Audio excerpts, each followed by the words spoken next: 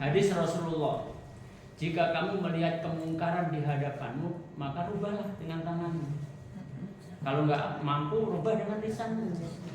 Kalau nggak mampu, rubahlah dengan hatimu. Itu selemah-lemahnya iman. Sekarang kita kembalikan kepada diri kita. Ketika kita melihat hal-hal yang nggak pas, tadi makanan sudah nggak thayyib, tetap dilanggar. Itu kan sebenarnya itu termasuk kaidah mendolimi diri sendiri. Apakah kita akan membiarkan? Enggak kan? Coba dengan tanganmu semampu bisa. Kalau bisa nggak boleh ya simpan. Boleh loh, itu boleh. Boleh, saya ya kayak gitu mah nggak boleh. Saya. Nah, ini kenapa yang disampaikan? Ini nanti kalau ayah tetap makan, Allah itu. Coba ya, kita kalau dibandingkan Nabi seberapa kira-kira kualitas kita? Enggak ada sepupunya. Nabi Musa itu ditolong oleh Allah ketika sudah kepepet. Halo? Ya kan? Sudah nggak bisa lari kemana-mana. Mau lanjutkan pelariannya di depan ada laut. Dari belakang tentara Fir'aun sudah semakin dekat. Baru detik-detik itu pula Allah perintahkan pukulkan tongkat ke lautan. Coba. Kan enggak ini kan? Nabi Isa sudah mau ditangkap, baru diselamatkan oleh Allah. Ada memang kisah tragis Nabi Zakaria yang pernah saya kisahkan juga. Ya. Apa boleh kita menyatakan kok Nabi Zakaria nggak ditolong oleh Allah gitu? Ya enggak.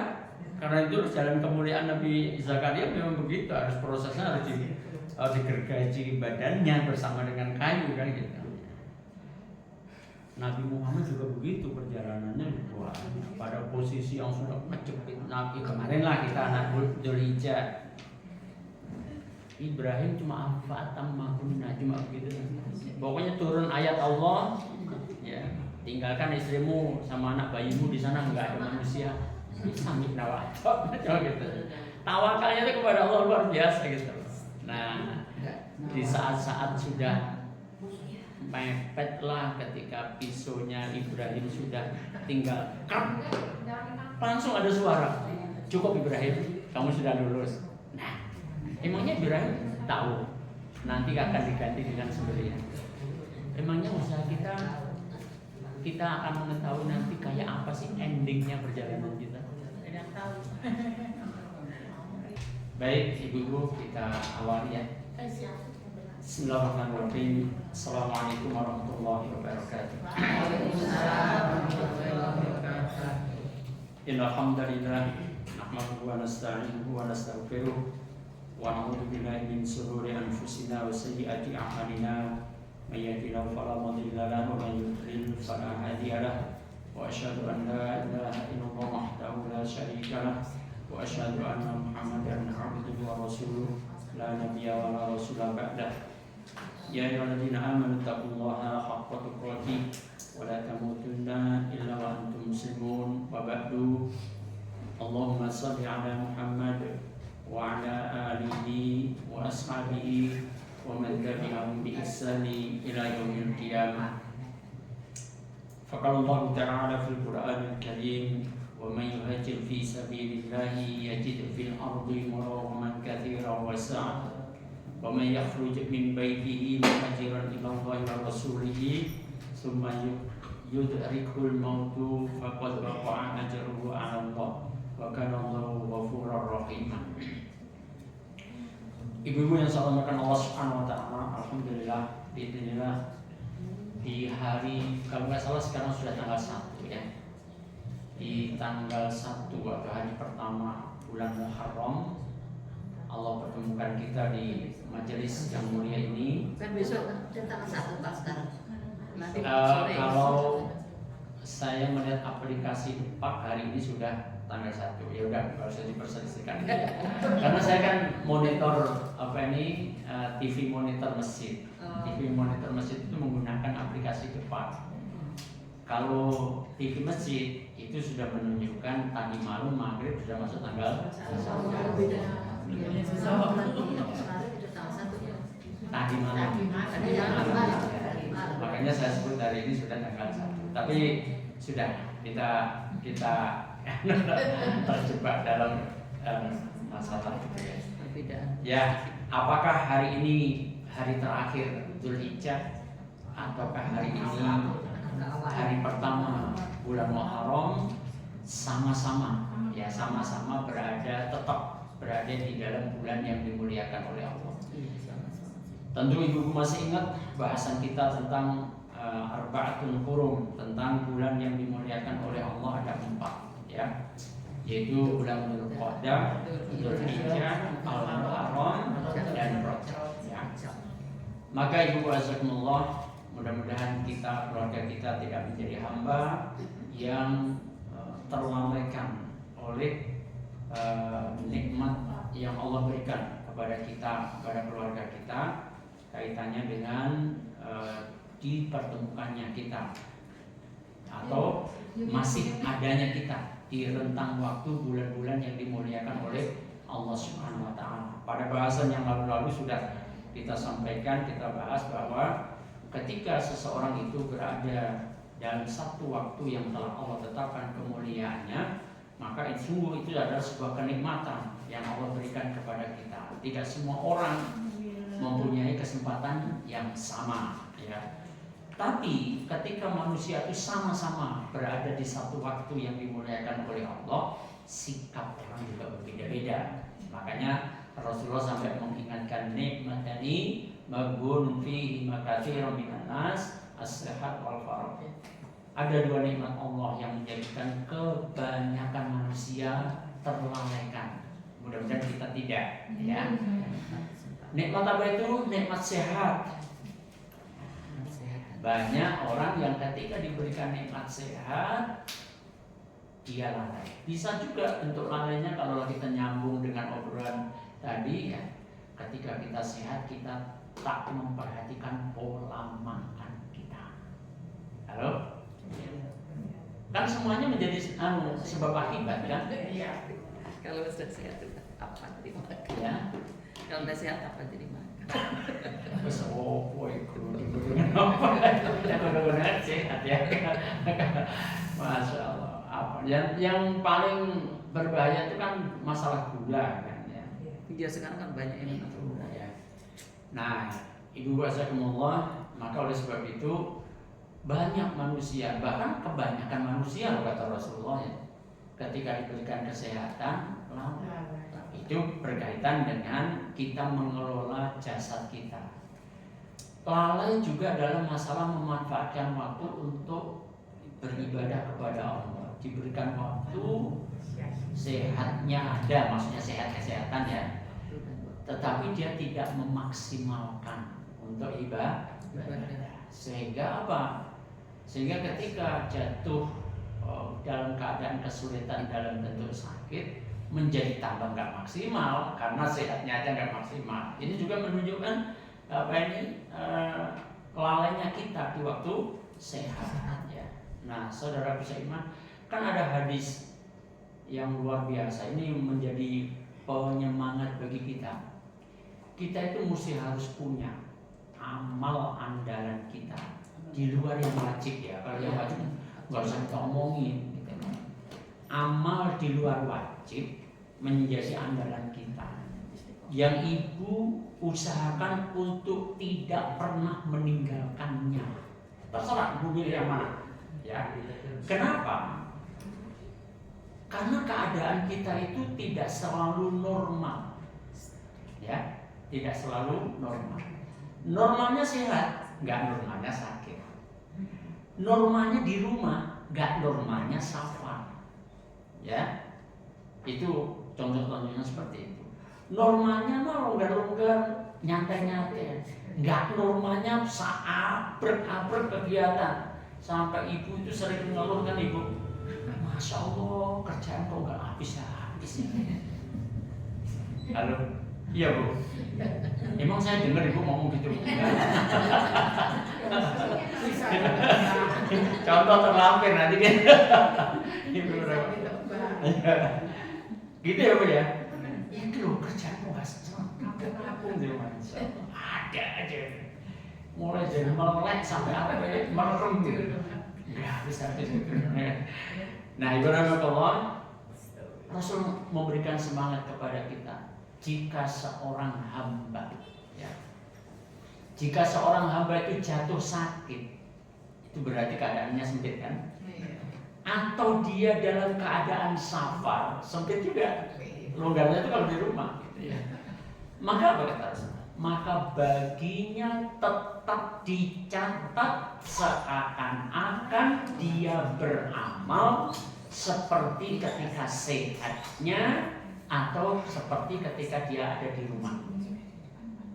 Jadi kalau kita punya amal andalan, setiap pagi selalu sedekah misalnya, ibu pertahankan itu.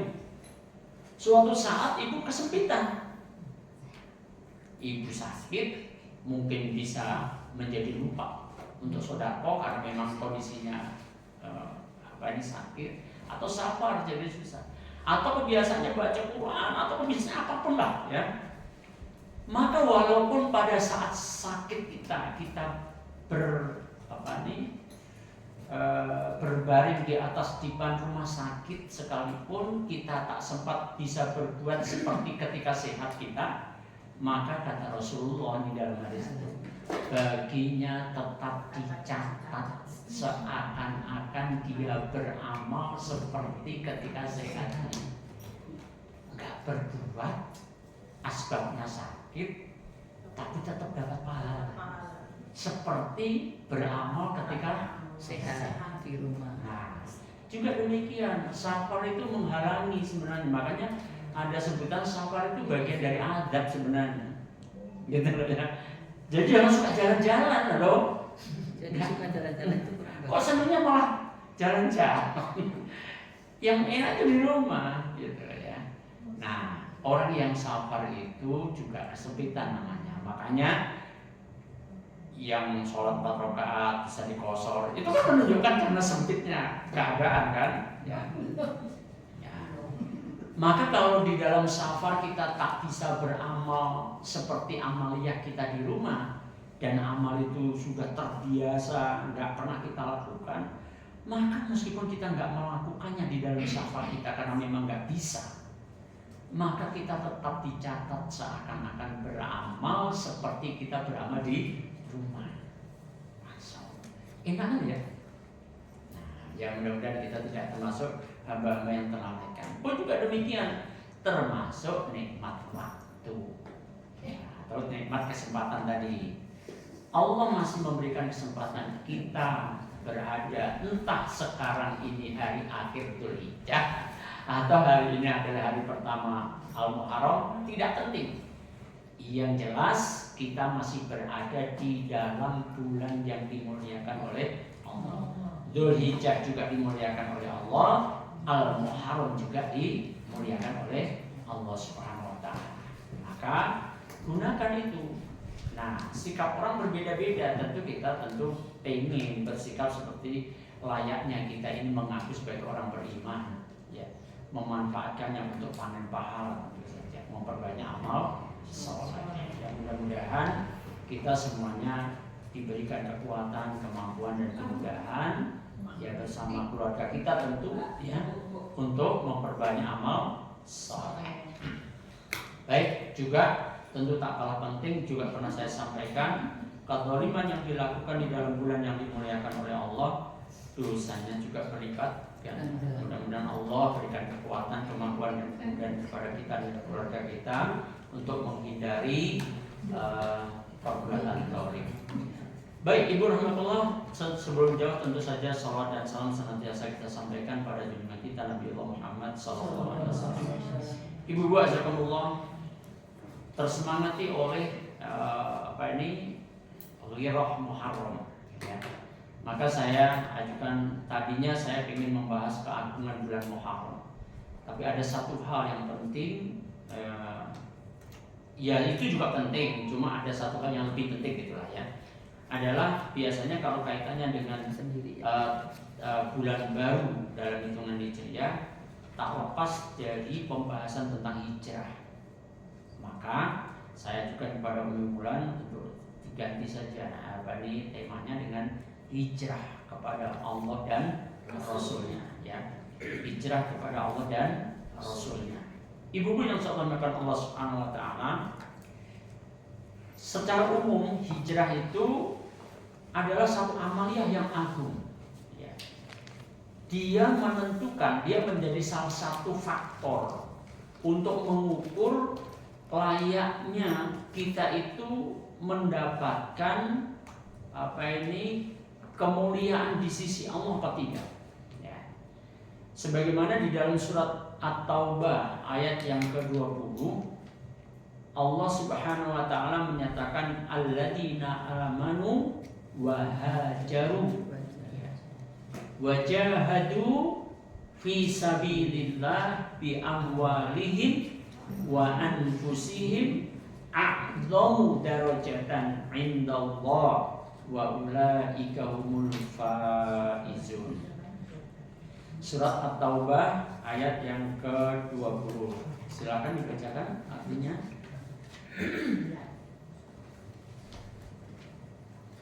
Orang-orang yang beriman dan berhijrah serta berjihad di jalan Allah dengan harta dan jiwa mereka adalah lebih tinggi derajatnya di sisi Allah. Mereka itulah orang-orang yang memperoleh kemenangan. Siapa yang mereka yang disebut oleh Allah di akhir ayat ini, wa ulaika humul faizun. Mereka itulah orang-orang yang beruntung. Sebelum kalimat itu ada kalimat a'dhamu darajatan 'indallah. Ya. Mereka itu lebih agung derajatnya di hadapan Allah. Di ayat ini Allah mengawali dengan alladzina amanu, yaitu orang-orang yang beriman. Alhamdulillah, selalu kita memohon kepada Allah, mudah-mudahan iman kita, iman keluarga kita diterima oleh Allah Subhanahu wa taala. Kenapa Bu alasannya kita selalu berdoa begitu? Semoga iman kita, iman keluarga kita diterima oleh Allah. Kenapa? Ayo, masih ngejar. Kenapa? Karena Allah sendiri yang memberitahu kepada kita, ada loh sebagian manusia yang sudah menyatakan beriman kepada Allah dan hari akhir. Ternyata Allah menyatakan apa?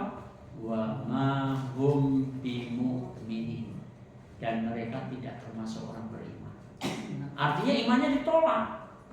Berarti ada orang yang sudah mengaku beriman kepada Allah dan hari akhir, ternyata keimanannya ditolak. Nah, kita nggak mau seperti itu.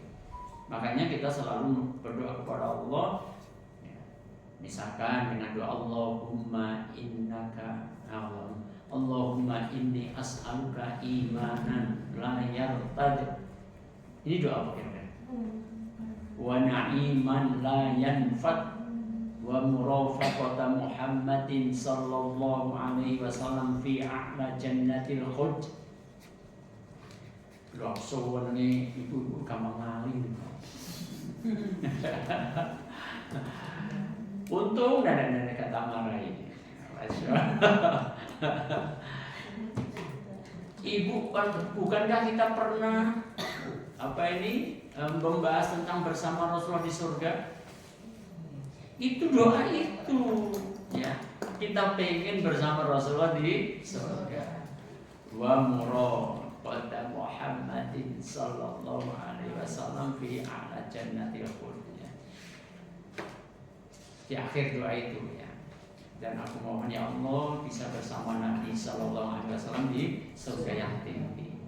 Tapi awalnya apa? Allahumma inni as'aluka imanan la yartad. Ya Allah, aku mohon kepadamu keimanan yang tidak sampai lepas.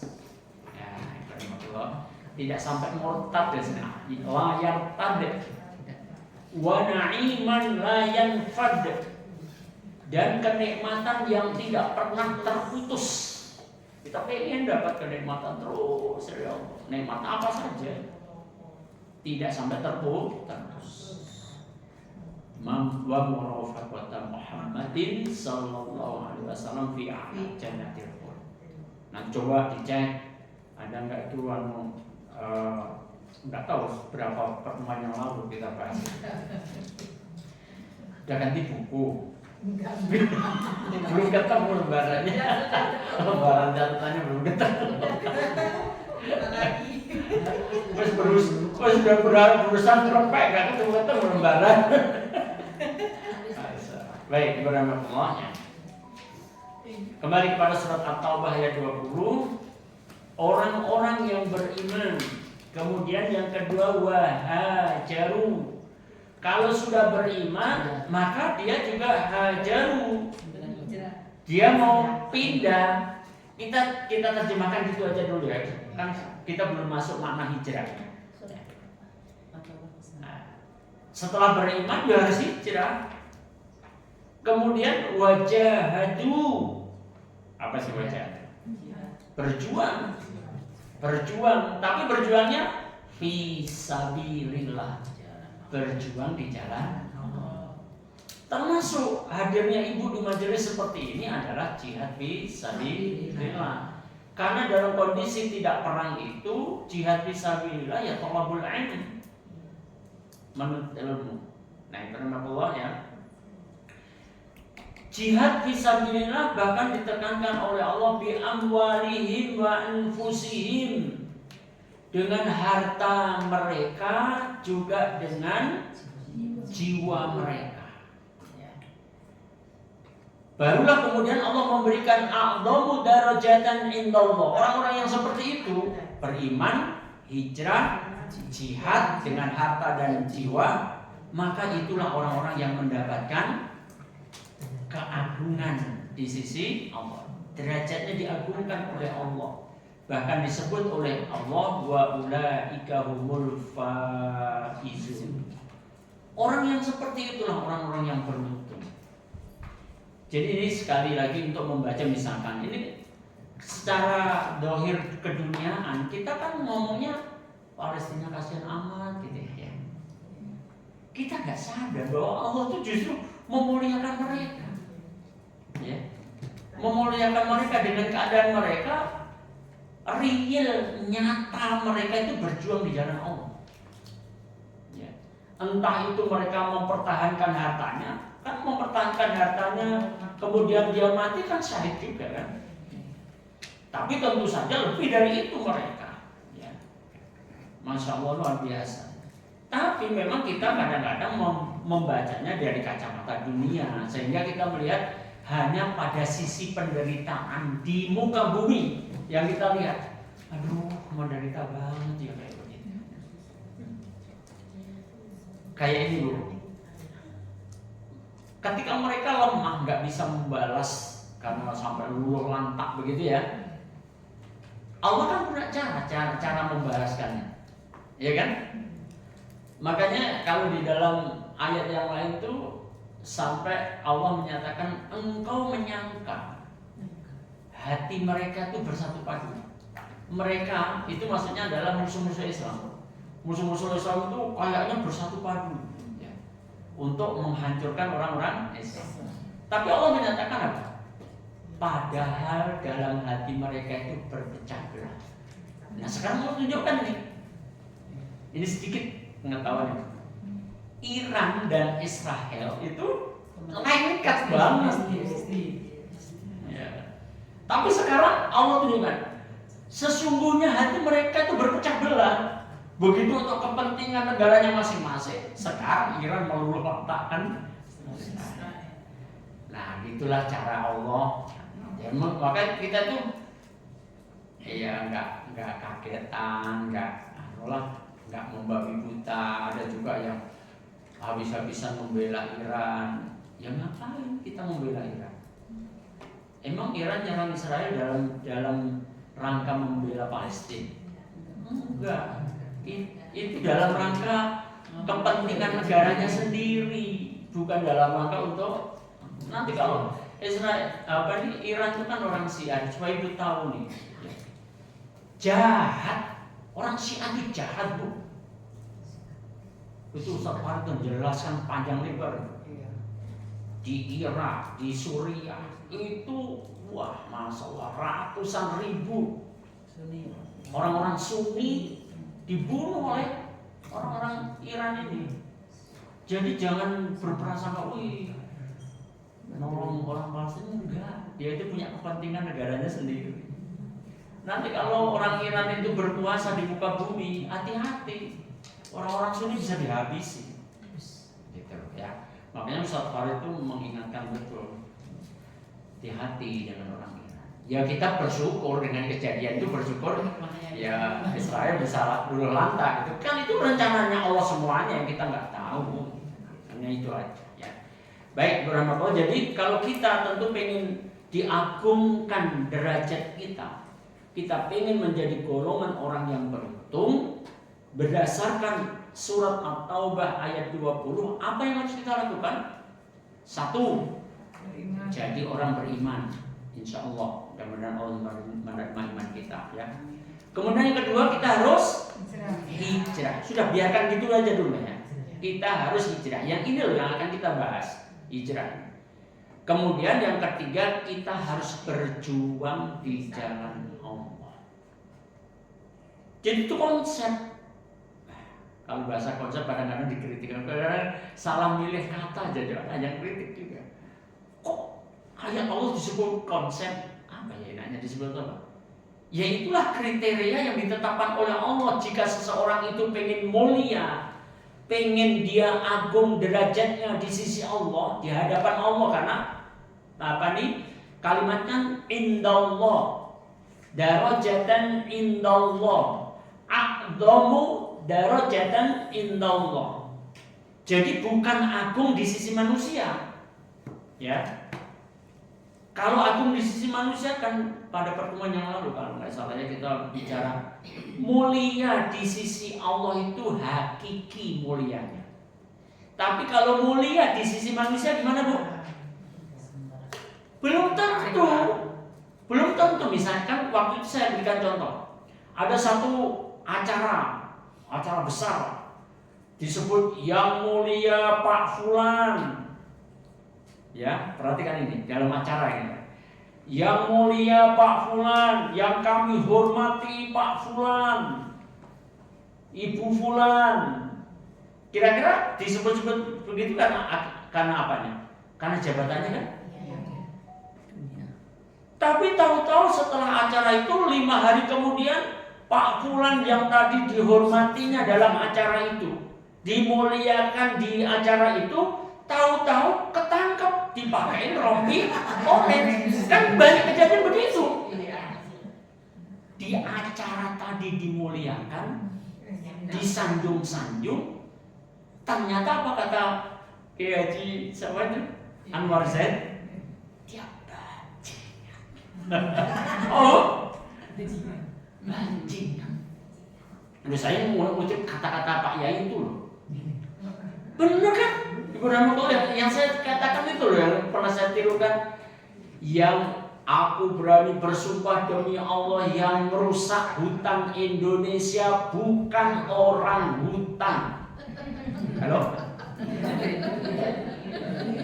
Tapi yang merusak hutan Indonesia manusia. Manusia yang bodoh atau manusia yang pintar? Pintar. Ya, yang merusak lautan Indonesia juga bukan anjing laut. Halo? Tapi siapa yang merusak? Manusia juga. Yang merusak hutan adalah manusia pintar, tapi kelakuannya lebih buruk daripada orang hutan. Yang merusak lautan Indonesia juga manusia pintar, tapi kelakuannya lebih buruk daripada kan benar logikanya begitu kan? Iya. Ya kadang gini Bu, kita itu jangan kadang-kadang itu kalau sudah kiai dari sana nggak mau dengerin. Kadang-kadang ada sisi-sisi baiknya. Memang cara retorika dakwahnya emang begitu. Tergantung dari mat'u yang dihadapi, jamaah yang dihadapi. Kalau di dalam tabligh kita daki dalil, nggak masuk. Makanya para sesepuh kita itu jarang loh. Kan ibu duduk di pintu nih. Kalau bahasa saya, ojo lungguh nek kono to pamali. Cuma gitu aja kan? Enggak berdalil. Tapi bener enggak itu? Bener. Karena kamu ganggu hak jalan itu. Gitu ya. Atau juga para sesepuh kita mengajarkan syair. Tombo ati iku limo sak warnane. Jangan disalahkan kok nyanyi-nyanyi. Muatan syairnya memang begitu. Dan itu nasihat yang luar biasa. Moco Al-Quran angen-angen sak maknane. Itu tombo hati itu, coba ibu renungkan. Di dalam Al-Quran hati kita menjadi tenang kalau kita zikrullah. Membaca Al-Quran itulah zikir yang paling agung. Ya benar. Kita akan tenang hati kita kalau kita senang baca Quran. Kalau ditambahin di sana angen-angen sak maknane. Kalau bisa sampai tahu artinya, ya. Nanti bisa mempraktekkan. Kaping pindho salat wengi lakono. Kalau pengen kamu tuh hatimu terobati, ya sholat malam lah, gitu loh. Ada dalilnya? Ya ada dalil. Cuma dalam syair itu kan maksudnya mau ditambahin dalil berdasarkan ya enggak gitu, ya. Jadi jangan bisa nyanyi, Ustaz kok nyanyi-nyanyi. Ya entar dulu lah apa gitu loh, ya. Lain kalau misalkan saya ngeritik sholawatan sambil juga-juga, tidak kalau itu. Kalau itu jelas mencampur antara yang hak dan yang batil, jelas kalau itu. Nah, kaping telu apa? Wong kang soleh kumpulno. Kalau berkumpul itu dengan orang yang soleh, jangan berkumpul dengan orang yang salah. Kalau kamu kumpulnya dengan orang yang salah, ya akhirnya korupsi berjamaah kan? Apa mati? Ya keempat apa? Tahu nggak tambah? Yang keempat weten iro sing betah luwi. Apa? Perutmu tuh yang betah kalau lapar. Maksudnya apa? Puasa, perbanyak puasa. Puasa sedikit. Ya. Yang kelima, dzikir wengi ingkang suwi. Kalau sudah selesai sholat malam, dzikirlah yang lama. Coba. Bagus ya isinya? Bagus. Saya senang banget kok dulu pujian-pujian begitu nunggu imam datang, nggak belum datang banget namanya. Ya itu pujian. Ya hanya saja kadang-kadang namanya juga anak-anak tak paham maksudnya apa. Ya pokoknya ngucapin aja gitu ya. Nah ibu wazirullah, jadi ketika kita ingin untuk agung derajat kita di sisi Allah dengan keagungan yang hakiki, menjadikan kita sebagai orang yang beruntung, satu kita mesti pastikan diri kita menjadi orang yang beriman. Yang kedua kesanggupan kita untuk berhijrah. Yang ketiga kita harus sanggup untuk jihad fisabilillah. Ya, dengan harta kita, dengan jiwa kita. Baik, Ibu Wazakumullah ya. Kemudian ada satu penggambaran, kalau ini ayat yang menunjukkan bahwa hijrah khususnya ayat yang akan kita baca ini adalah hijrah tempat. Ya, nanti akan saya, apakah kita masih terkena kewajiban hijrah tempat? Nah itu yang kita, itu jika kita terlalu tekankan karena kita menuju hijrah kepada Allah dan Rasulnya ya. Coba kita baca surat An-Nisa ayat 97. Surat An-Nisa ayat 97.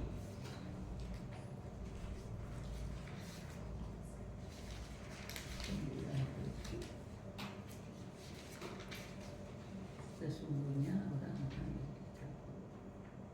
dibaca artinya ya Pak. Oh iya, monggo silakan. Sesungguhnya A'udzubillahi minasyaitonirrajim. Sesungguhnya orang-orang yang dicabut nyawanya oleh malaikat dalam keadaan menzalimi diri sendiri, mereka para malaikat bertanya, bagaimana kamu ini? Mereka menjawab, kami orang-orang yang tertindas di bumi dalam kurung Mekah. Para malaikat bertanya, bukankah bumi Allah itu luas sehingga kamu dapat berhijrah atau berpindah-pindah di bumi itu? Maka orang-orang itu tempatnya di neraka jahanam, dan jahanam itu seburuk-buruk tempat kembali. Ibu rahmatullah, ini ayat bicara tentang hijrah tempat. Bukankah Rasulullah itu hijrah dari Mekah ke Madinah? Kalau dulu sebutannya Yatsrib, ya, kemudian diganti namanya menjadi Madinah. Nah, Ibu azakumullah, pernah juga hijrah sebelum hijrahnya Nabi itu hijrah ke Ethiopia, tapi hanya beberapa sahabat, itu diperintahkan oleh Rasulullah juga, ya. Kita tidak membahas itu. Tetapi Ibu rahmatullah, ada peristiwa yang menjadikan diabadikan oleh Allah dalam ayat yang mulia ini, bahwa ketika turun perintah untuk hijrah meninggalkan Mekah ke Madinah, ternyata ada di antara kaum muslimin loh ini, ya. Kita nggak usah ngomong orang kafir nggak terikat dalam masalah hijrah, ya. Ada orang Islam pada zaman itu, pada zaman Rasulullah, yang tidak mau meninggalkan Mekah dengan berbagai alasan, ya, dengan berbagai alasan. Sehingga ketika terjadi perang Badar, ya, orang-orang yang tadi orang Islam yang tidak mau hijrah ke Madinah dipaksa oleh orang-orang kafir Mekah untuk membantu orang-orang kafir Mekah. Membantu dalam hal apa? Menghadapi kaum muslimin yang dipimpin oleh Rasul. Nah, ingat teman. Dan ini nanti ada loh Bu, kejadian, cuma saya tidak akan bahas terlalu jauh itu, ya. Nanti ada satu keadaan di mana orang Islam malah membela orang kafir. Ya, ada itu, ya. Kan kita kemarin sudah belajar bahwa Ibrahim itu memberikan contoh bersikap tegas terhadap kekafiran, ya. Nah, saudara seiman yang saya Allah Subhanahu wa taala, sehingga orang-orang Islam di bawah tekanan supaya membantu orang kafir Quraisy, orang kafir Mekah untuk berperang melawan kaum muslimin yang dipimpin oleh Rasulullah dalam perang Badar. Sehingga kita nggak ngomongin orang kafirnya, orang Islam yang bergabung di tentaranya orang kafir. Jadi tergambar orang Islam berperang sama orang Islam. Orang Islam yang bergabung di dalam tentara orang kafir, itulah orang yang disebut mendolimi diri mereka sendiri. Ya. Makanya kalimatnya Innal ladina tawaffahumul malaikatu dzalimi anfusihim. Ya. Sesungguhnya orang-orang yang dicabut nyawanya ternyata dalam peperangan itu dia mati, ya, terbunuh oleh orang Islam juga, karena peperangannya melawan orang Islam. Orang Islam sini yang kiri, ya. Orang Islam yang tergabung dengan orang kafir berperang sama orang Islam yang sejati di bawah pimpinan Rasulullah. Perang, akhirnya orang Islam yang di sini terbunuh. Maka diabadikan ini ketika malaikat mematikan mereka. Yang di kiri, ya, yang di kiri mematikan mereka dalam kondisi mendolimi dirinya sendiri. Kenapa mendolimi dirinya sendiri? Karena dia nggak mau hijrah. Sehingga dia akhirnya menghadapi saudaranya sendiri, saudara seimannya di bawah pimpinan Rasulullah. Nah, Ibu rahmatullah, maka di sini ada dialog antara malaikat yang mematikan mereka. Malaikat itu bertanya, bagaimana keadaanmu ini? Islam kok dibunuh orang Islam? Ya, gitulah, ya. Kok kamu, bahasanya ya, kok kamu malah perang melawan saudaramu sendiri sih?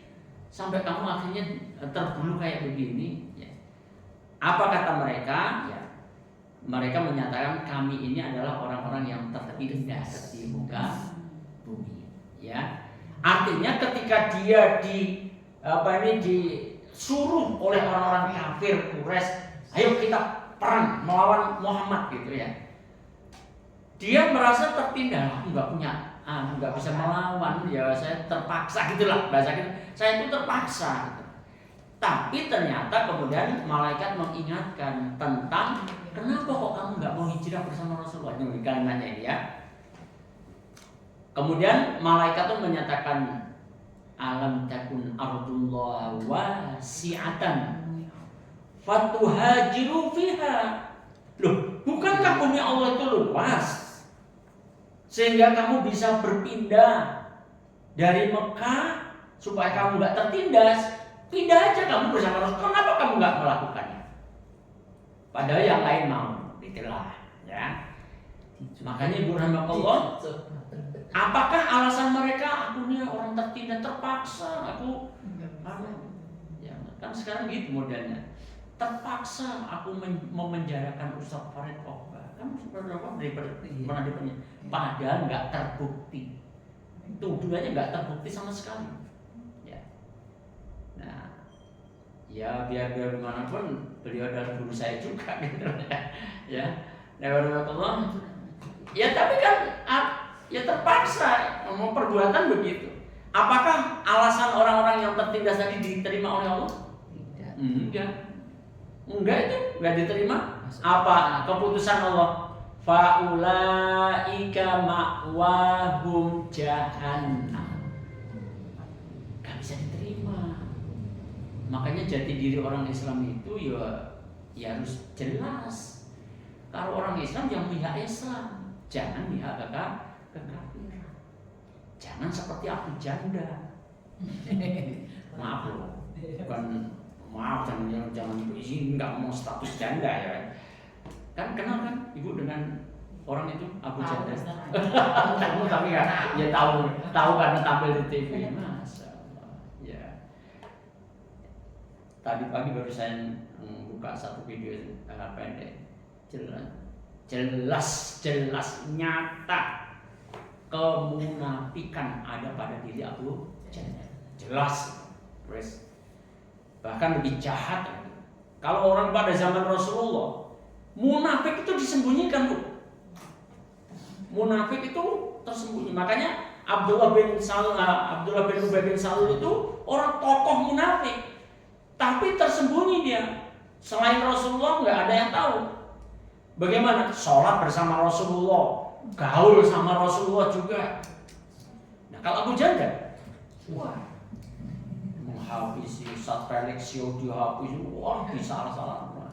Dia malah ibadah di tembok ratapan, malah pakai bangga dengan pakai topi center class. Wah, katanya orang Islam. Nah, ya akhir zaman seperti itu ya. Nah, kemudian kita coba kuatkan lagi dengan istilah-istilah hijrah ya. Di dalam surat An-Nisa ayat 100. Nah, di sini kalau tadi surat An-Nisa ayat 97, karena ini ada kaitannya ya. Kalau surat An-Nisa ayat 97 tadi pindah hijrahnya ya. Hijrahnya itu adalah hijrah makan. Namanya hijrah makan itu hijrah tempat, pindah tempat. Ya. Di dalam surat An-Nisa ayat 100 ada dua istilah hijrah. Ada hijrah tempat, ada juga hijrah kepada Allah dan Rasulnya. Ya, monggo silakan coba dibacakan. Dan barang siapa berhijrah di jalan Allah, niscaya mereka akan mendapatkan di bumi ini tempat hijrah yang luas dan rezeki yang banyak. Barang siapa keluar dari rumahnya dengan maksud berhijrah karena Allah dan Rasulnya, kemudian kematian menimpanya sebelum sampai ke tempat yang dituju, maka sungguh pahalanya telah ditetapkan di sisi Allah, dan Allah Maha Pengampun, Maha Penyayang. Nah, wa may yuhajir fi sabilillahi yajid fil ardi muragaman katsiran wa sa'a. Ini hijrah tempat. siapa saja yang berhijrah di jalan Allah, niscaya akan mendapati di bumi ini tempat hijrah yang banyak, yang lapang. Ya. Tadi saya belum menjelaskan kan, apakah masih ada kewajiban kita untuk hijrah tempat? Ada, tapi ada syaratnya. Ya. Tetapi secara umum hijrah tempat itu sudah dinyatakan tidak ada lagi, kata Rasul. Tidak ada lagi hijrah tempat setelah ditaklukkan kota Mekah, setelah Fathu Mekah. Ya. Setelah Fathu Mekah kemudian Rasul berhaji, kemudian kita pernah mempelajari di hari tasyrik turun surat An-Nasr.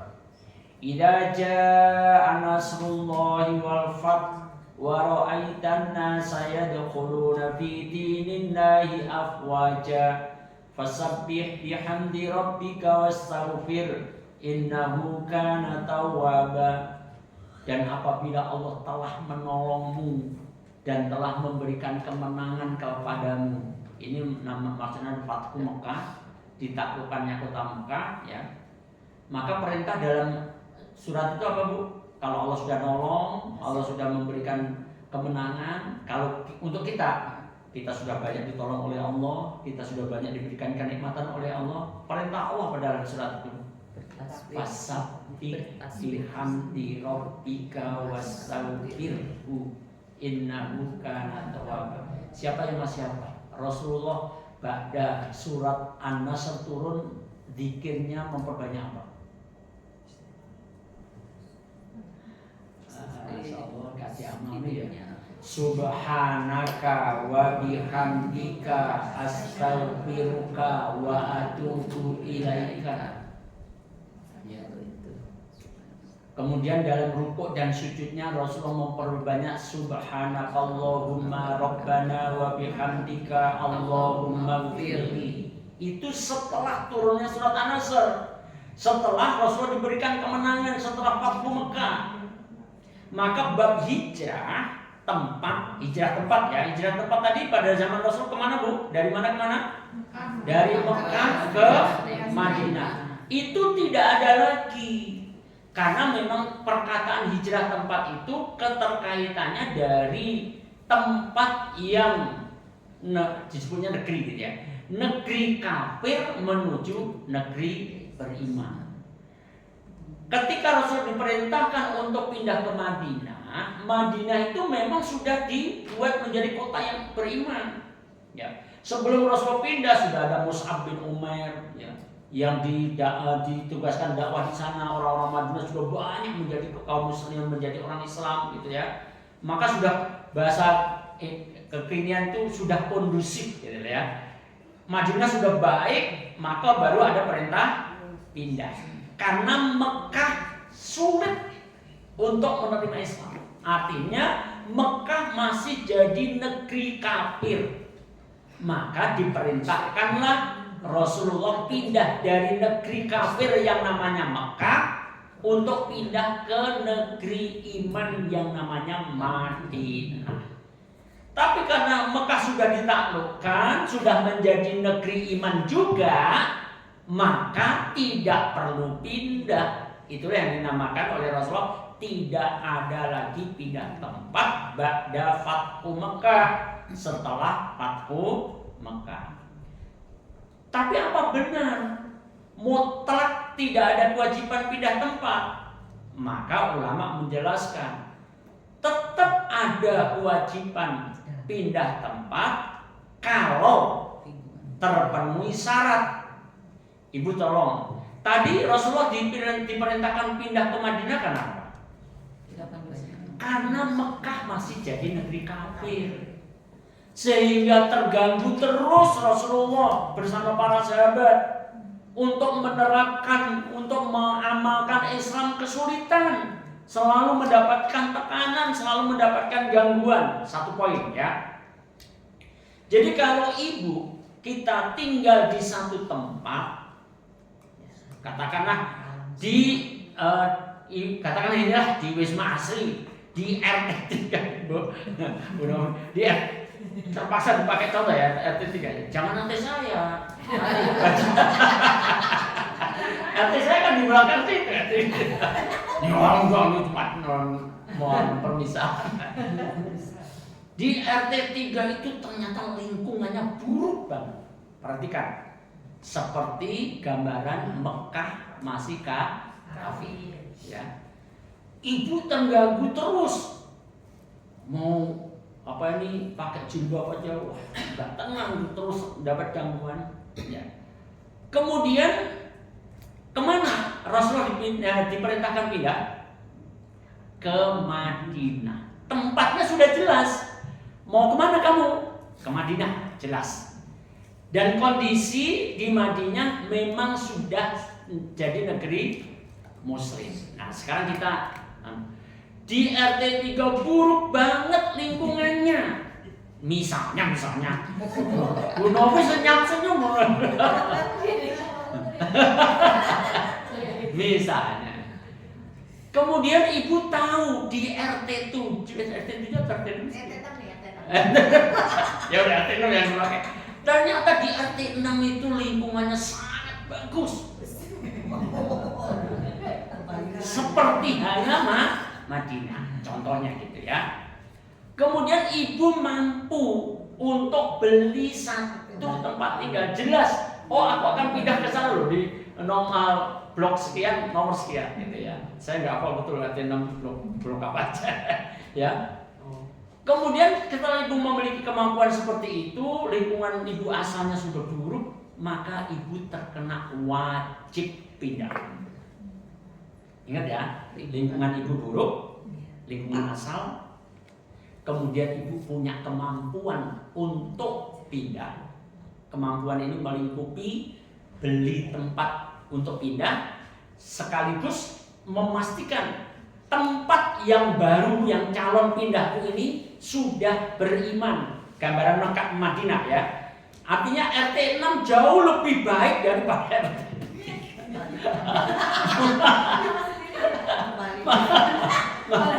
Wah, apa loh? Aku nggak menilai RT kok. Ya, benar ya salah benar. Maka wajib Bu Novi untuk pindah ke RT. Bisa dipahami ya Bu? Tapi kalau ternyata apa ini nggak ada kemampuan, walaupun di sini buruk, maka harus bertahan di sini dulu, ya sampai ada kemampuan. Baik, kita tinggalkan dulu itu hijrah tempat yang jelas seperti itu. Ya kalau begitu yang dimaksud tidak ada lagi hijrah tempat yang mana? Khusus pindah dari Mekah ke Madinah, hijrah tempat. Atau secara khusus lebih kalau kita tidak punya kemampuan, ya.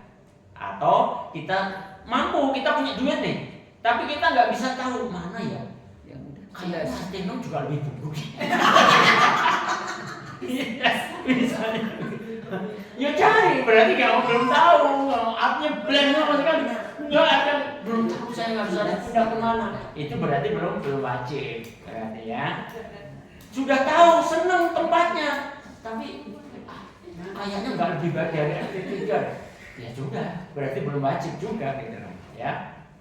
Baik, saudara seiman. Tetapi di dalam surat An-Nisa ayat 100 ini kemudian Allah menyambung dengan kalimat wa may yakhruj min baitihi, dan siapapun yang keluar dari rumahnya muhajiron ilallahi wa rasulihi.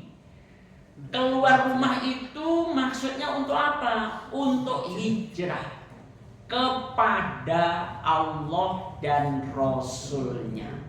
Nah inilah yang menjadi tema hijrah kepada Allah dan Rasulnya.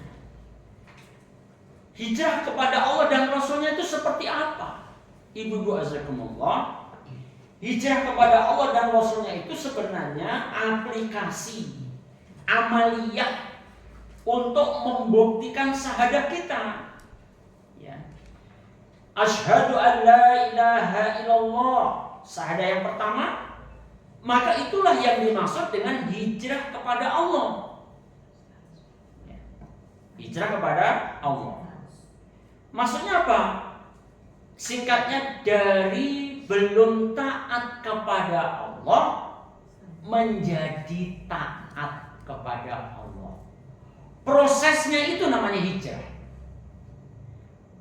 Mekanismenya apa? Mesti harus tahu ilmunya. Itulah medianya ibu menuntut ilmu. Supaya apa? Dengan ilmu itulah ibu bisa hijrah kepada Allah. Apakah hijrah kepada Allah itu kemudian termasuk hijrah kepada Rasul juga begitu ya? Yang tadinya belum taat kepada Rasulullah menjadi taat kepada Rasulullah. Kalau sudah taat tapi belum banget, gitu kan ya? Kan ada istilah gitu ya. Taat tapi belum banget. Itu maksudnya apa? Taat tapi belum banget. Maksudnya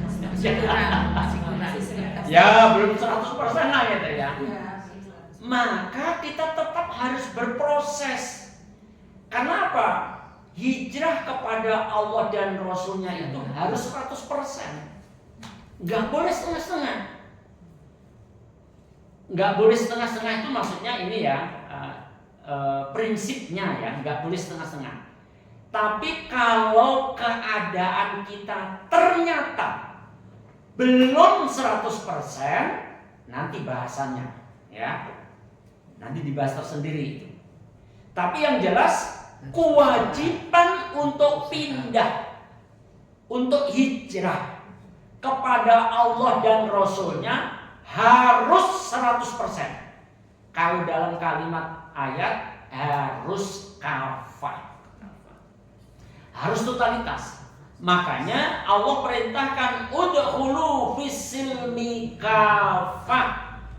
Masuklah kamu ke dalam Islam, jadilah kamu menjadi muslimah. Muslim yang kafah. Muslim yang totalitas. Muslimah dan muslim 100%. Nggak boleh kemudian kaki sebelah di luar bangun. Katakanlah Islam itu ini gitu, sebuah bangunan.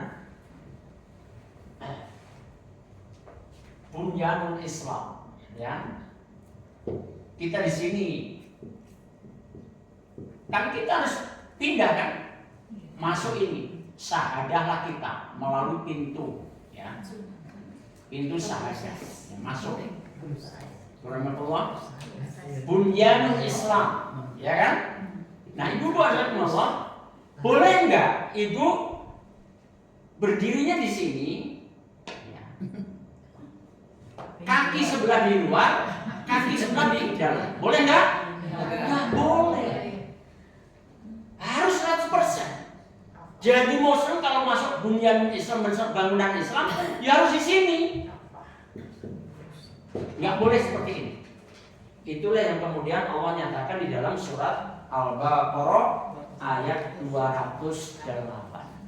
Ya ayyuhalladzina amanu dkhulu fis-silmi kafah. Ya. Nah, Ibu azakumullah.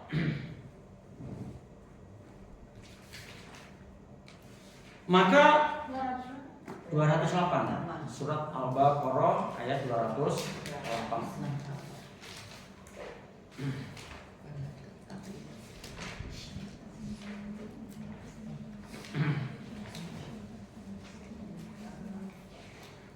Monggo Ibu dibacakan yuk surat Al-Baqarah ayat 208.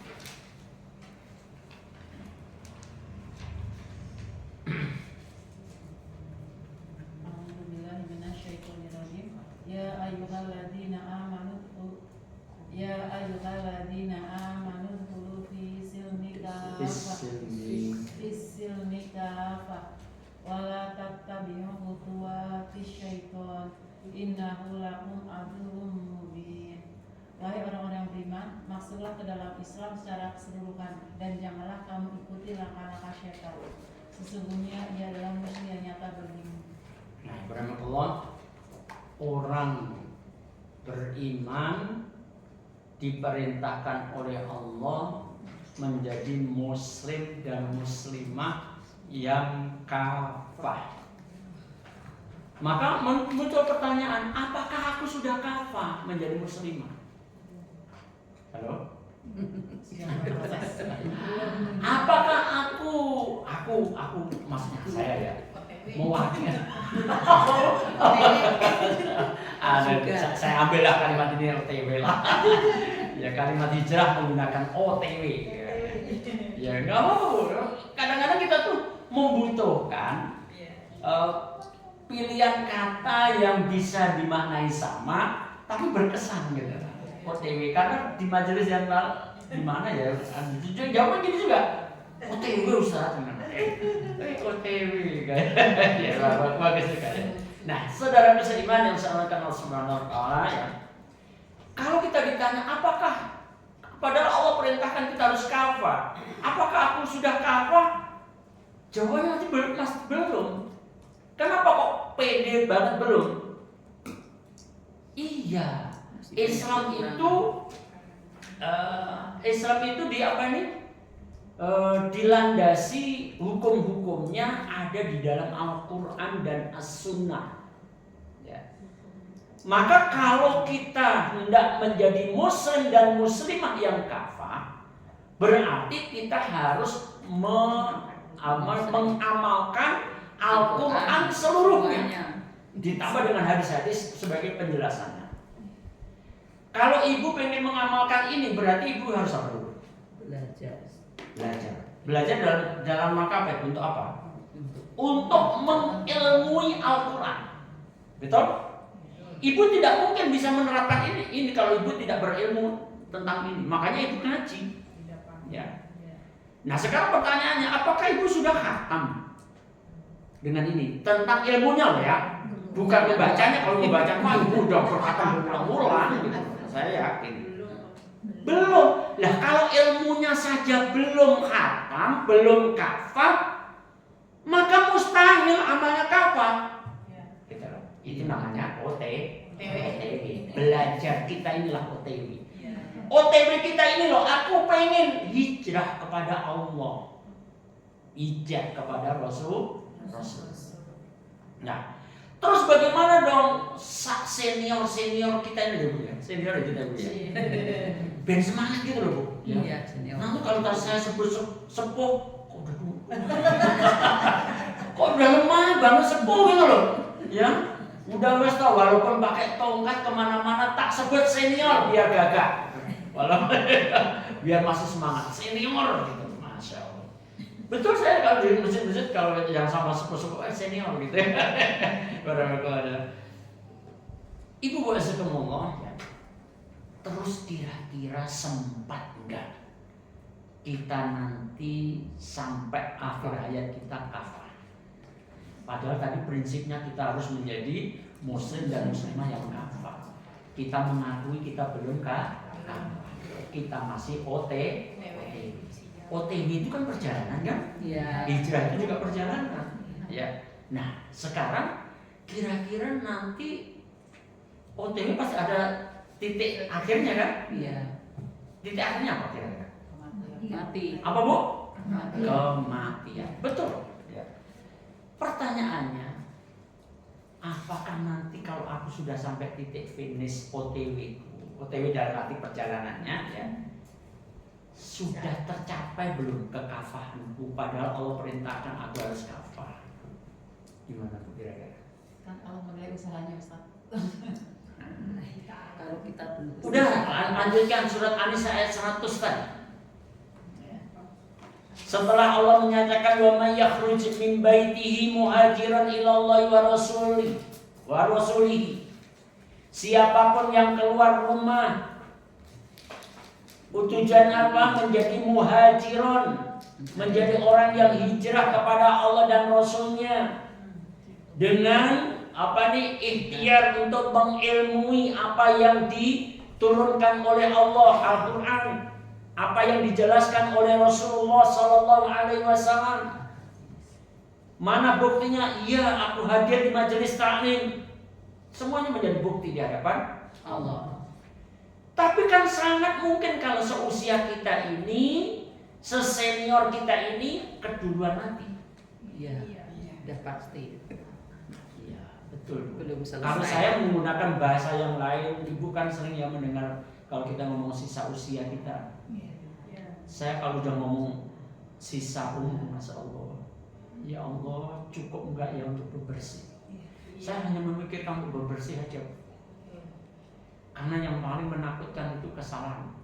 Yang paling menakutkan itu adanya dosa kepada diri kita. Yang itu sudah pernah kita bahas. Dan tapi Allah pengennya pokoknya kamu menghadap aku harus bersih kalau bisa. Makanya Allah tuntun kan.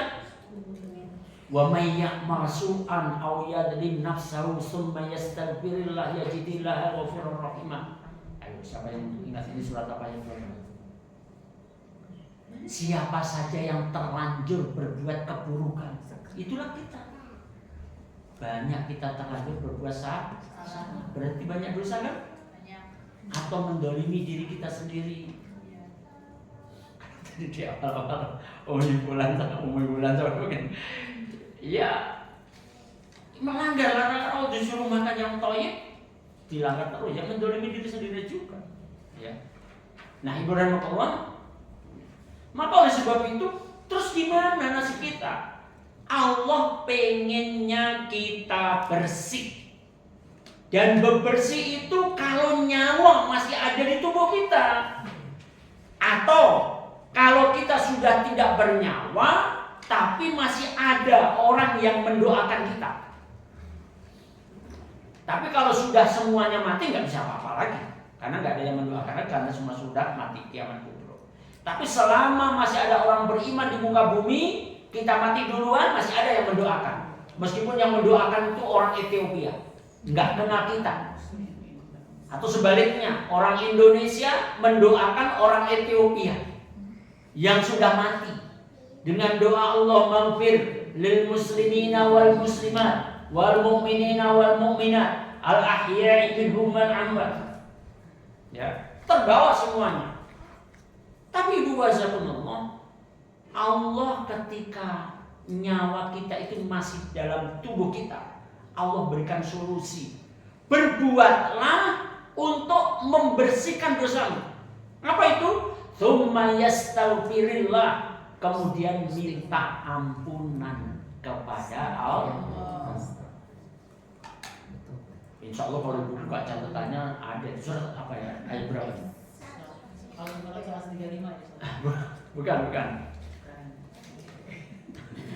Surat An-Nisa juga ayat 110. Ayat 110. Ya. Nah, kemudian saya tambah dengan hadis, ya ibadi innakum tu'ti'una bil-laili wan-nahar wa ana aghfiru dzunuba jami'an fastaghfiruni aghfir lakum. Wahai hambaku, siapa bu yang dipanggil? Wahai hambaku. Nah, gitu udah sekarang udah berani banget. Wahai hambaku, siapa yang dipanggil oleh Allah? Saya. Karena saya hamba Allah gitu ya. Terus Allah ngasih tahu apa bu? Innakum tukhti'una bil-laili wan-nahar, sesungguhnya kamu itu banyak berbuat salah malam hari siang hari, itu Allah yang ngomongin loh. Ya. Kemudian Allah menyatakan apa? Wa ana aghfiru dzunuba jami'an, dan aku siap loh mengampuni semua dosa-dosamu. Tapi gak diberikan gratis sama Allah. Fastaghfiruni, maka mintalah ampunan kepadaku. Maka memperbanyak istighfar, memperbanyak amal soleh dan sebagainya. Sudah saya jelaskan semuanya ya. Kemudian Allah aghfir lakum, pasti aku ampuni kamu. Itu kan ketika kita masih hidup. Yang bisa beramal soleh siapa? Ya masih hidup, nyawa masih ada di badan. Yang bisa mengucapkan istighfar, yuk kalau nyawa kita masih ada, kita kalau kita udah dibungkus kain putih mesti mau istighfar. Diistighfari, iya, diistighfari ya. Tapi kalau kita sudah nggak bisa beristighfar, ya. Nah, saudara seiman yang Allah, di dalam surat An-Nisa ayat 100 tadi, ya, kita OTW untuk menjadi muslim dan muslimah yang kafah. Ini bu, bulan dapat istilah baru nih. Kita menggunakan dalam dakwah kita OTW. OTW untuk kafah, hijrah kepada Allah dan Rasulnya. Hakikatnya adalah supaya kita menjadi muslim dan muslimah yang kafah, taat kepada Allah, taat kepada Rasulullah, proses untuk taat kepada Allah dan Rasulnya itu namanya hijrah kepada Allah dan Rasulnya sebagai aplikasi dari ibadah dari syahadat kita. Ya. Maka syahadat pertama tadi asyhadu an la ilaha illallah kemudian dikuatkan dengan ayat misalkan surat Ad-Dariyat ayat 50. Di sana ada kalimat fafirru ilallah. Maka bersegeralah untuk kembali kepada Allah. Segera kembali untuk mentaati Allah. Kenapa ada kalimat itu? Ya kadang-kala kita itu terpengaruh oleh syaitaniyah gitu ya. Kadang kita menjadi orang yang malas padahal masih ya. Maka diseru oleh Allah fafirru ilallah.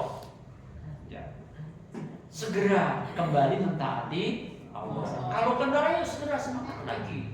Ya, apalagi, nah, coba saya akan kaitkan dengan ketakwaan.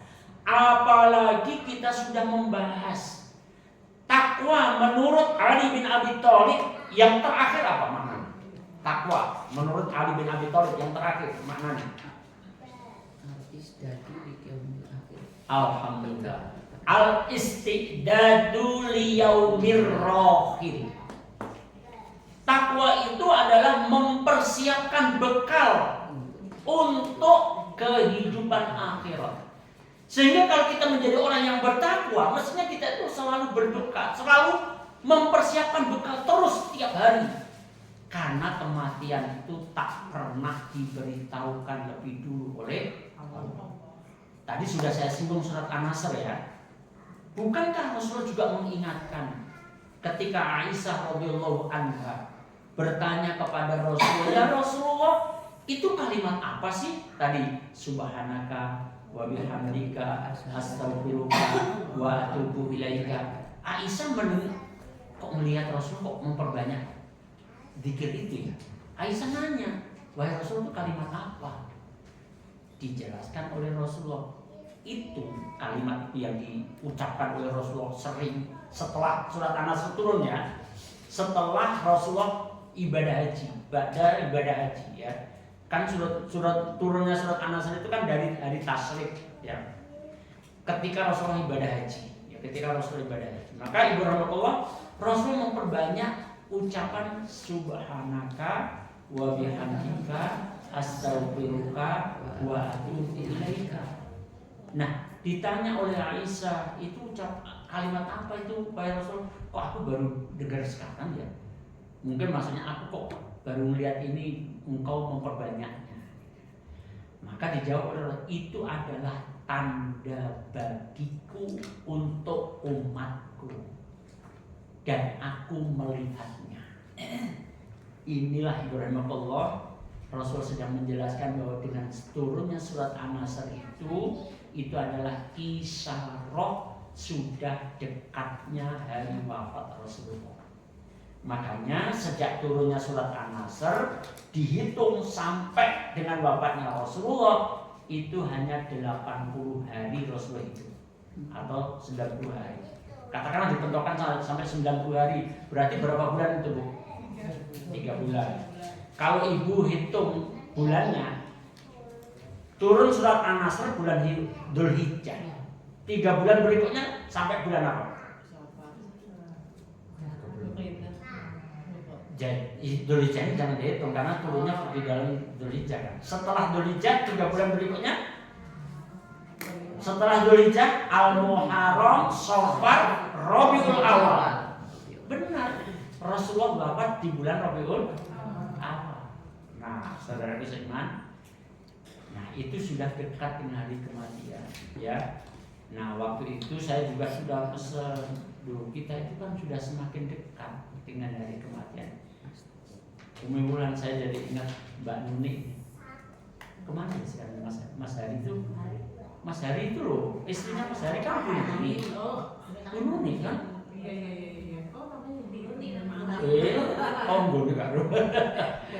Ya kan, karena saya memang bertetangga sejak di blok di Jalan Mangga ya. Panggilannya Bu Haris. Oh iya. Kemana sekarang? Di ini anaknya. Nah, kaitannya dengan ini Bu, dengan subhanaka wa bihamdika astaghfiruka wa atubu ilaik. Waktu itu saya dakwakan di Al-Muttaqin. Setelah saya menyampaikan itu, Mas Hari, suaminya sebelum meninggal, itu Mbak Nuri yang cerita ke saya. Setelah meninggalnya ya, Mas Muson, Mas Hari, ya Allah, setelah pulang ngaji, setelah itu selalu ngucapin subhanaka wa bihamdika astaghfiruka wa atubu ilaik. Ternyata dekat dengan kematiannya. Nah, kita kan juga semakin dekat dengan kematian kita juga. Malah kita takut tuh nggak jadi mau ngamalin. Loh, kita butuh. Kalau Rasulullah saja seorang yang maksum masih memperbanyak kalimat itu, terus kalau kita, emang kita maksum, lebih maksum dari Rasulullah. Rasulullah yang maksum itu memperbanyak kalimat itu.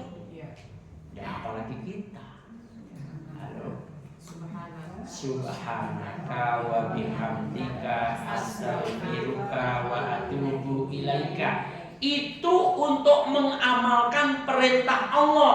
Fasabbih bihamdi rabbika wastaghfir. Ya, setelah diberikan kemenangan oleh nanti, tadi sudah saya sebut juga, Aisyah juga mengisahkan di lain hadis, riwayat Imam Bukhari juga Imam Muslim, sejak turunnya surat An-Nasr, Rasulullah memperbanyak dalam rukuk dan sujudnya kalimat Subhanakallahumma rabbana wa bihamdika Allahumma ghfirli. Kalimatnya hanya beda sedikit saja. Nah, ibarat Allah, fafirru ilallah. Maka kita ya juga harus kendor-kendor ya segera kembali semangat untuk mentaati Allah. Nah, juga demikian Ibu Wazakumullah, kalimat hijrah kepada Allah ini sebagai tuntutan syahadat kita la ilaha illallah ya. Maka Rasulullah juga ingatkan dengan hadis yang lain, misalnya nih, al-muslimu man salimal muslimuna min lisanihi wa yadihi wal muhajiru man hajara ma nahallahu anhu. Seorang muslim itu, muslimah itu, muslim dan muslimah yang baik, sejati muslim dan muslimahnya adalah orang yang kaum muslimin lainnya itu selamat dari gangguan tangan dan lisan. Jadi meskipun di tanggul itu sebenarnya milik kita bukan sih, tanggul di depan rumah itu, Ibu, sama-sama orang Muslim asli lingkungan RW 32 kan di depan rumah kita kan. Kadang-kadang ada yang dihilangkan, tapi ada jatah dari developer itu ada tanggulannya gitu. Yang kemudian kita tanemin kadang-kadang ya. Ya sebelum dihilangkan dulu ada lah. Semua lingkungan ada. Seperti ini. Seperti jalan utama. Tempatku juga ada, Bu. Ya ada yang di semen, ada. Pokoknya ada. Pertanyaannya, tanggul itu sebenarnya milik kita bukan? Tanggul depan rumah. Tapi itu kan kita kan 6 kali 14 kan. Nah. Itu tuh ternyata 14 tuh sampai selokan Ustaz. Sampai selokan. Iya. Selokan tanggulnya di sebelah sini selokan atau sebelah sini selokan? Tanggul itu yang gitu. Tanggul itu tidak termasuk kapling yang kita beli. Jadi yang kita beli itu hanya pagar ke dalam, itu kapling kita. Kalau begitu, kalau kita nanam mangga di situ milik siapa? Nah, betul sebenarnya milik umum itu. Ya, nggak boleh Ibu marah kalau tak petik. Tapi adab tidak seperti itu. Ini juga ini Islam itu nggak kekeh-kekehan. Oh itu bukan hakmu, tak petikin. Nggak boleh juga. Mau misalkan nggak ikut nanam, petak petik. Ya beradab lah. Ya pulau nuwun istilahnya kita ya minta izin. Nah saudaraku seiman ya, jangan kemudian tangan kita tuh ganggu tetangga kita, lisan kita juga jangan mengganggu. Makanya sampai dikisahkan oleh Abu Hurairah radhiyallahu anhu ketika disampaikan kepada Rasulullah, ya Rasulullah, Ada wanita yang malamnya sholat, siangnya puasa, sodakohnya banyak, tapi lisannya suka menyakiti tetangganya. Rasul langsung tempatnya di neraka. Padahal tak ahli ibadah, malamnya sholat, gambarannya begitu loh. Malamnya sholat, siangnya puasa, sodakohnya banyak. Dan sodako kita. Ya benar. Tidak menjamin ya Bos. Tapi ternyata ahli ibadah ini tidak menjaga lisannya. Ingat-ingat materi jaga lisan itu ya. Nah, saudara seiman, ada juga wanita yang tidak seperti wanita pertama tadi. Ibadahnya pas-pasan, jadi pokoknya sing wajib tok. Tapi lisannya dijaga, nggak pernah nyakitin tetangganya. Orang tuh seneng lihat dia, kalau gaul sama dia seneng. Beda dengan yang pertama tadi. Yang pertama tuh kelihat lewatnya, ada dia. Saking nyebelin banget gitu loh. Saya ngomong nyakit banget gitu loh ya. Ada loh bu orang yang model-model begitu. Ada juga tipologi sekarang tidak banyak ngomong, tapi di WA.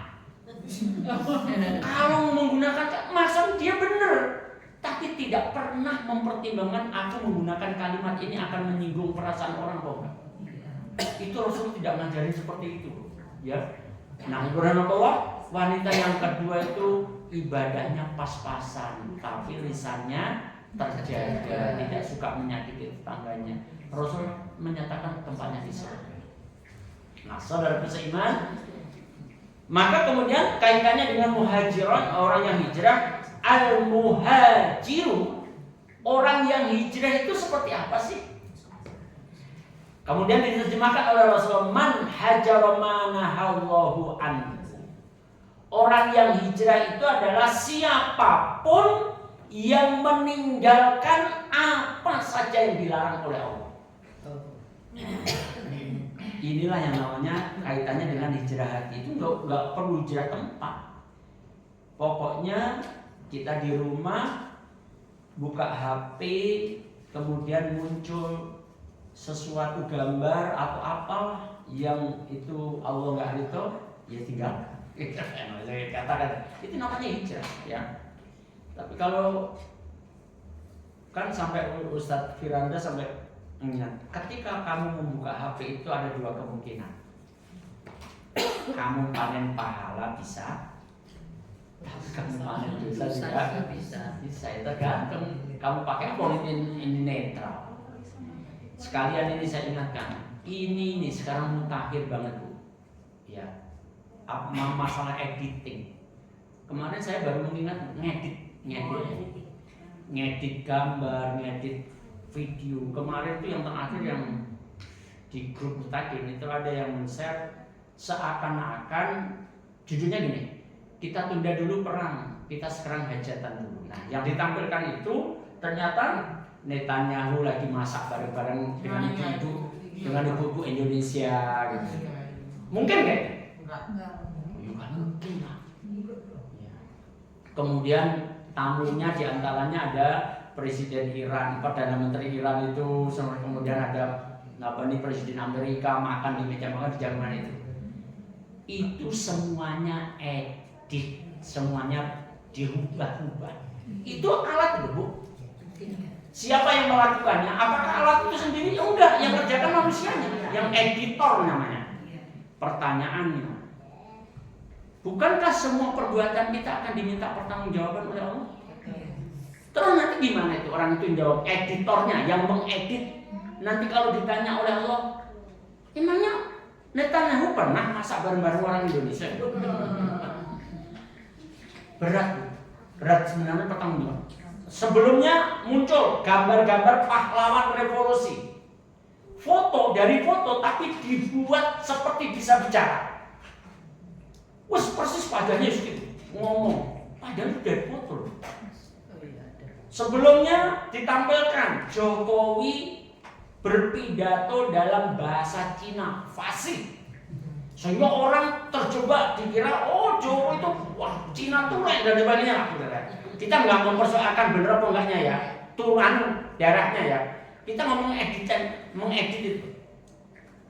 Sebelumnya juga Anies Baswedan dibuat juga berpidato dalam bahasa Arab fasih banget. Apa betul itu?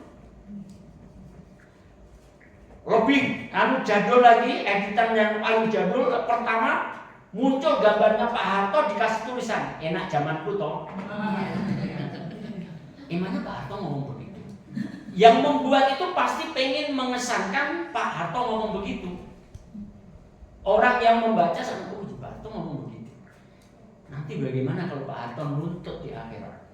Aku nggak pernah ngomong begitu. Karena semua perbuatan kita mesti harus kita pertanggungjawabkan. Maka saya ingatkan, kalau ibu dapat seperti itu, wes ojo melu saya. Segera singkirkan. Walaupun itu lucu, walaupun itu. Karena berbahaya ibu ikut menebarkan sesuatu kebohongan. Itu kan bohong juga. Nah, itu namanya Allah. Hati-hati ya. Karena orang yang hijrah itu adalah orang yang meninggalkan apa-apa yang dilarang oleh Allah. Ya. Kalau kebohongan seperti itu, kebohongan tingkat mutakhir itu, orang sampai menyangka, persis nyambungnya di mana ya, membuat gerak bibirnya di mana ya, bisa loh, masya Allah. Foto jadi bisa bicara loh, foto jadi bisa bicara loh. Benar. Masya Allah. Ada aplikasinya sekarang. Ya.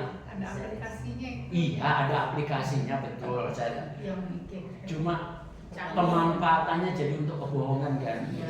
Sebenarnya kalau untuk sesuatu yang baik ya nggak apa-apa. Baik, warahmatullah. Juga demikian ya, hijrah kepada Rasulullah sampai Allah itu abadikan. Ya. Bahwa siapapun yang dia beriman kepada Allah itu harus merasa tenang hatinya, mau menerima apa yang diputuskan oleh Rasulullah SAW. Ya, kalau sampai enggak, iman kita dianggap meragukan. Coba dilihat dari surat An-Nisa ayat 65. Ini karena keterjebakan orang banyak banget ini, ya, sehingga mereka melakukan kreativitas di dalam atau memodifikasi kaitannya dengan syariat. Kreatif dalam syariat, boleh nggak kreatif dalam syariat? Tidak boleh. Yuk baca dulu surat An-Nisa ayat 65.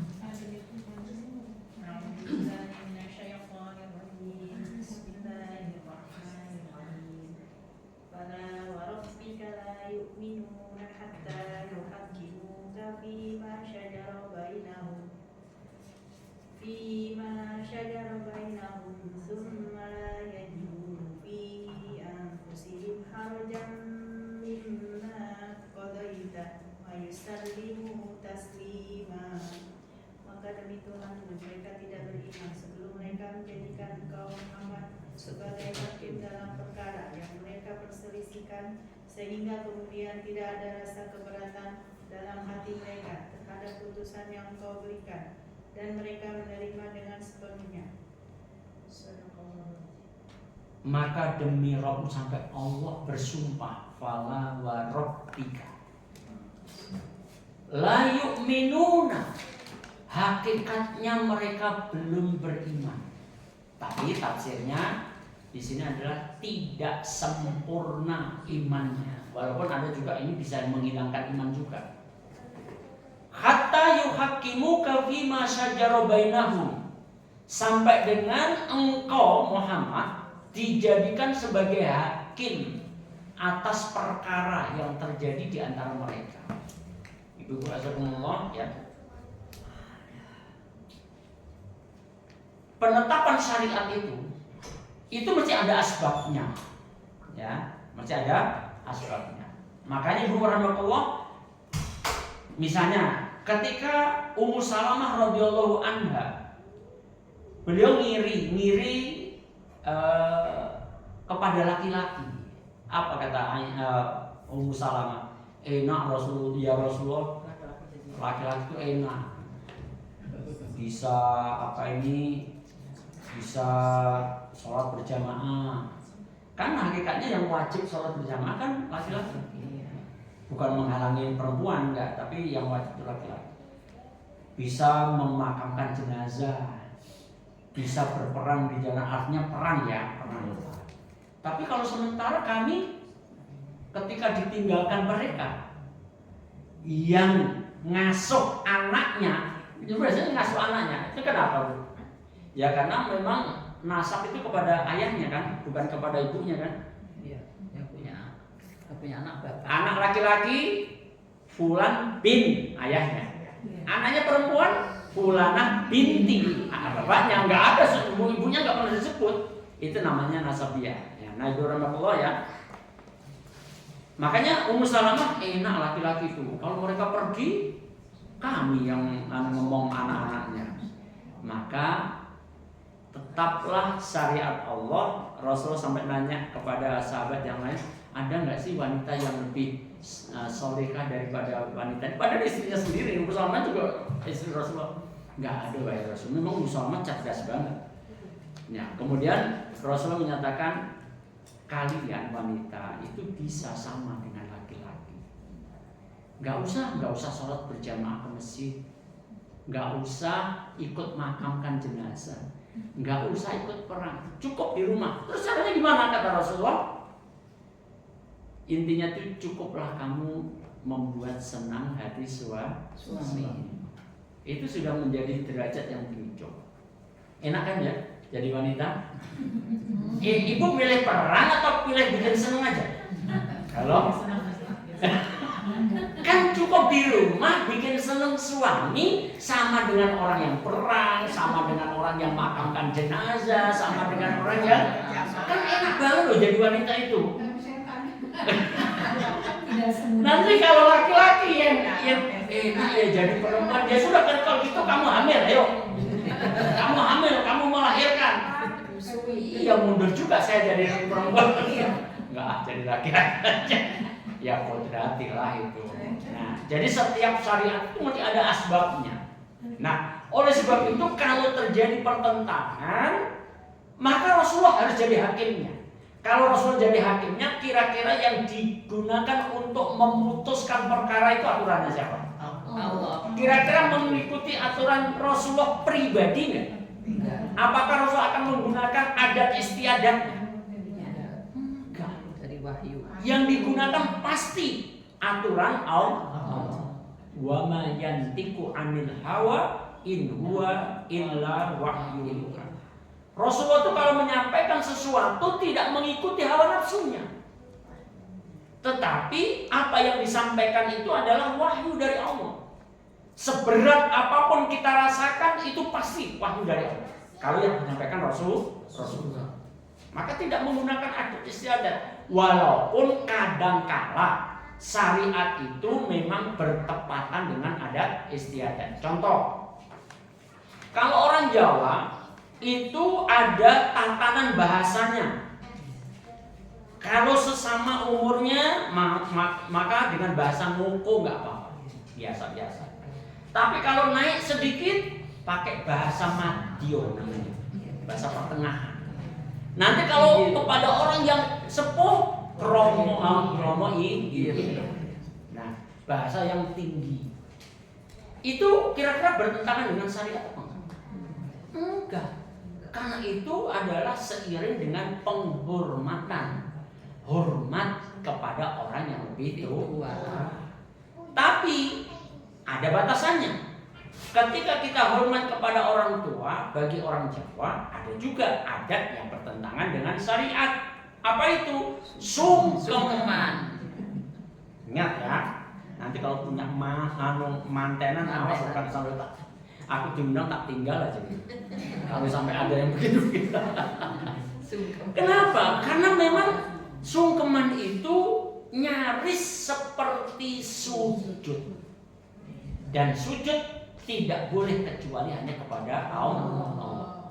Kecuali ketika diperintahkan oleh Allah, sujudlah kamu kepada Adam. Ketika itu yang pernah kita bahas. Sujudnya kepada Adam kalau dipikirkan nggak benar.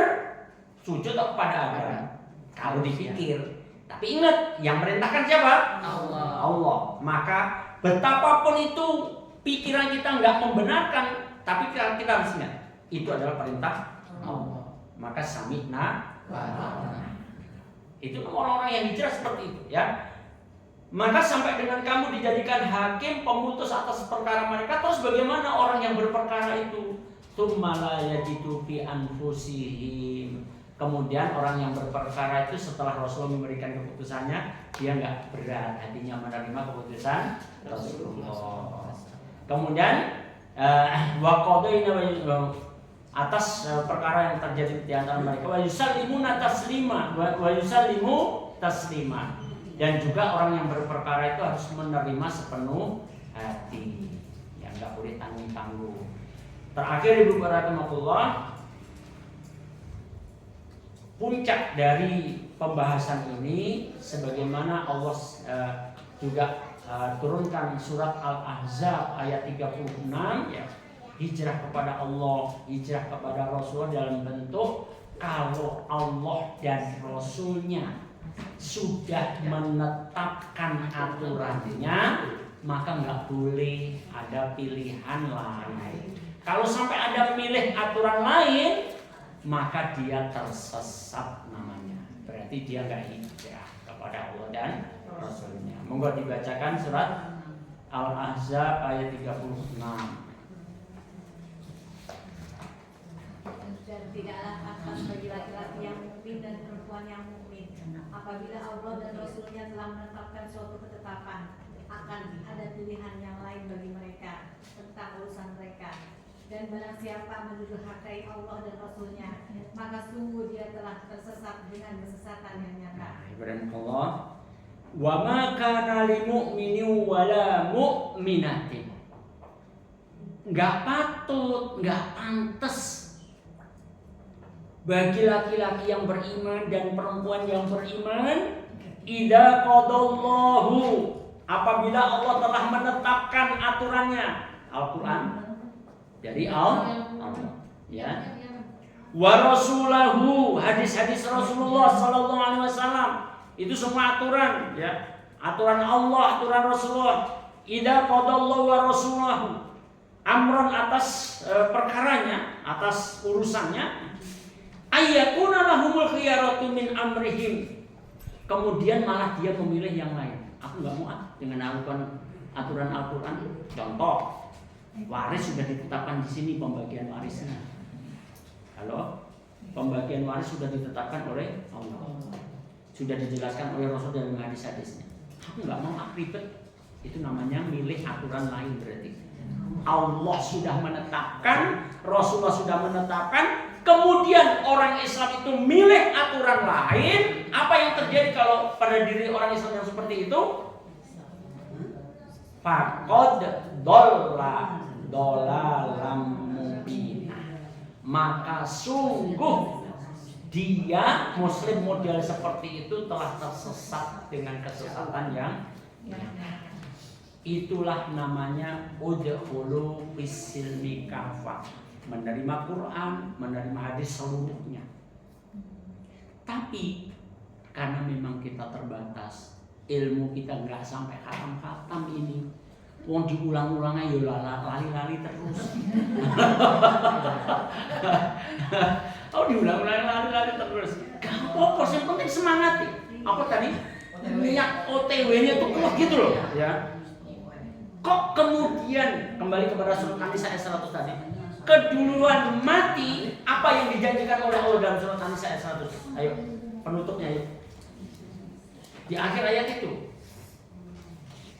tsumma yudrikhul mautu, kemudian mati mendahuluinya. Mati duluan belum kafah. Belum kafah kok mati, terus iya nasibku. Padahal Allah memerintahkan untuk kafah. Wah, jangan surat An-Nisa benar dapat obat. Halo? Obatnya di surat An-Nisa ayat 100 itu. Mau ya dibacain? Loh, tak kon moco di pelan. Tak tunggu sampai duhur nanti.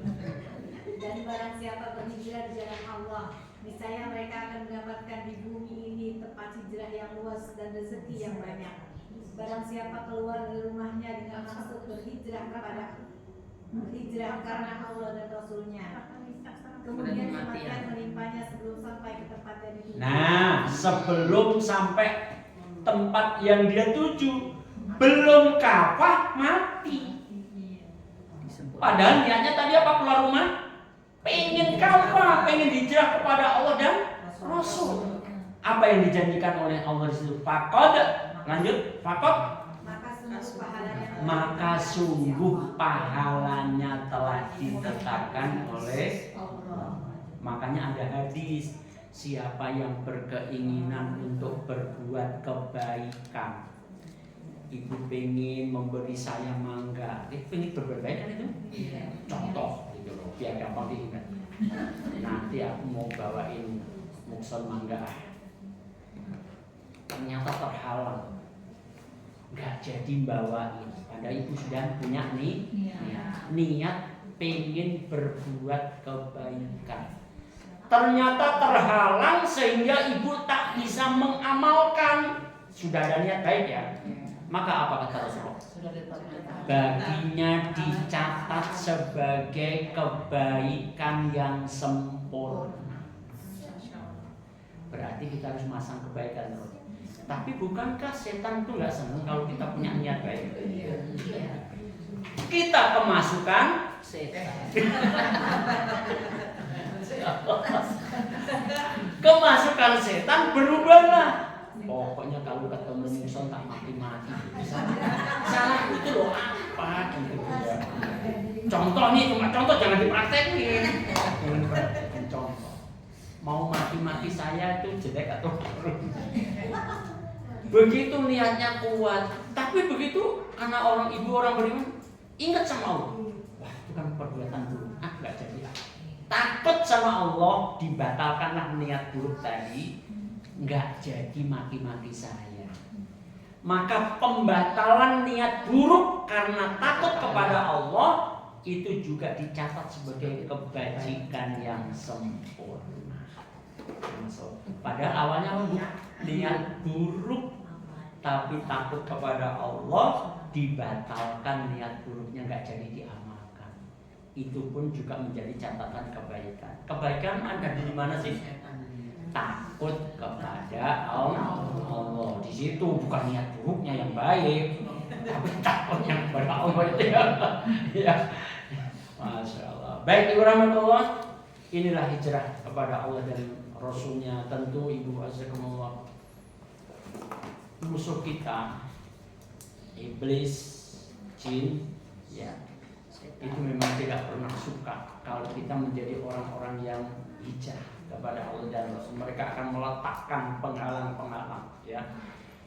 Tapi kuatkan terus niat OTW-nya, niat OTW-nya untuk menuju Allah dan Rasulnya. Ya. Kalaulah kematian harus mendahului kita, takdir kematian lebih dulu menghampiri kita, jangan khawatir. Allah sudah berjanji. Kalau niat kita sudah kuat, keluar rumah untuk hijrah kepada Allah dan Rasulnya, Tsumma yudrikul maut, ternyata kematian menimpa kita padahal kita belum sampai tujuan. Faqad waqa'a ajruhu ilallah, maka sungguh telah tetaplah pahala di sisi Allah. Mudah-mudahan niat kita diijabah oleh Allah Subhanahu wa taala, dan mudah-mudahan tentu janji Allah itu kita peroleh, karena kita nggak tahu besok, lusa atau kapanpun kita nggak tahu keadaan kita ini, ya. Hanya kepada Allah kita berserah diri, hanya kepada Allah kita segala urusan kita serahkan, hanya kepada Allah kita letakkan harapan-harapan. Wallahu a'lam bishawab. Sebelum kita tutup, ada yang mau ditanyakan? Tafadhol masykur.